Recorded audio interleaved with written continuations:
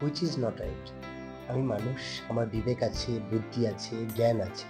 কোনো মানুষের ডাউনফল দেখি এবং যখন কোনো মানুষের খারাপ সময় দেখি, তখন সেই সময় যে দেখি যে 10 জন মানুষ একটা মানুষকে নিয়ে ট্রোল করছে, খারাপ কিছু বলছে।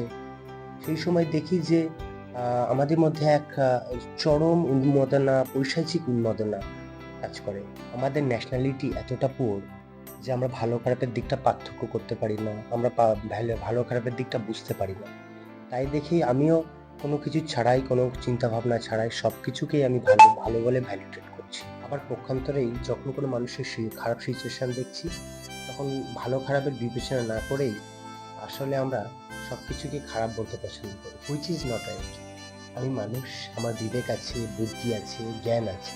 মিনিমাম যতটুকু থাকা দরকার এতটুকু আমরা জন্মগতভাবে নিয়েই তো জন্মাই।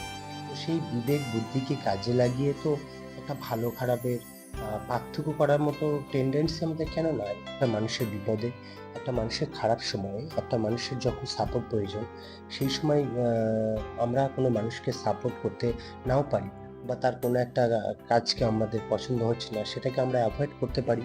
কিন্তু একটা মানুষকে অ্যাটাকিং, এর ভিতরে আসলে আনন্দটা কি আছে বলেন তো? আপনি বলতে না পারলেও মনোবিজ্ঞানীরা এর একটা সুন্দর টার্ম খুঁজে বের করেছেন, সেটা হচ্ছে স্যাডিস্ট।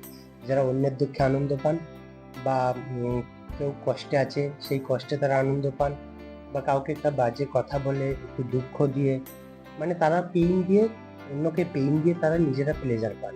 এটা একটা মানসিক সমস্যা। আপনি যদি এই সমস্যার শিকার হয়ে থাকেন, তাহলে অবশ্যই আগে নিজেকে নিয়ে চিন্তা করতে হবে। নিজেকে নিয়ে ভাবতে হবে যে এটা তো আসলে আমার একটা মেন্টাল ডিজিজ। এর থেকে আমি নিজেকে কিভাবে বের করব?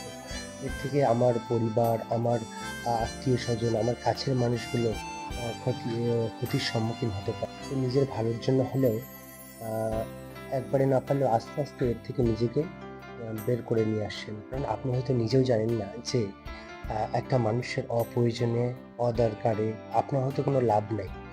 আপনি তাকে, একটা মানুষকে কটূক্তি করলেন, বাজে কথা বললেন, বা আপনি দেখলেন সেই মানুষটা একটা বিপদে আছে দেখেও আপনি আরেকটু তাকে বিপদে ফেলে দিলেন। এতে আপনি হয়তো কিছু সময় আনন্দ পাবেন, কিন্তু এটা আপনার একটা স্বভাবে পরিণত হয়ে গেছে। এটা শুধু আপনি একটা দূরের মানুষের সাথে করবেন কিন্তু তা নয়। এটা আপনি আপনার আশেপাশের লোকজনের সাথেও করবেন, আপনার কাছের মানুষের সাথেও করবেন। এটা নেগেটিভিটি ছাড়া আর কিছুই ছড়াবে না। আপনার ভিতর পজিটিভিটি আনেন। অন্য মানুষ বিপদে আছে দেখে যদি আপনার ভিতরে আনন্দ জেগে থাকে, তাহলে এটা অবশ্যই আপনার জন্য দুঃসংবাদ। কারণ মানুষের সময় কিন্তু চেঞ্জ হয়। খারাপ সময়েও অনেক সময় টার্ন আউট করে। অনেক ভালো সময়ের পরে যেমন খারাপ সময় দেখতে হয়, ঠিক তেমনি খারাপ সময়েও মানুষের কেটে যায়। কিন্তু খারাপ সময়ে করা মানুষের খারাপ ব্যবহারটা সারা জীবন মনে লেগে যায়, দাগ কেটে যায়।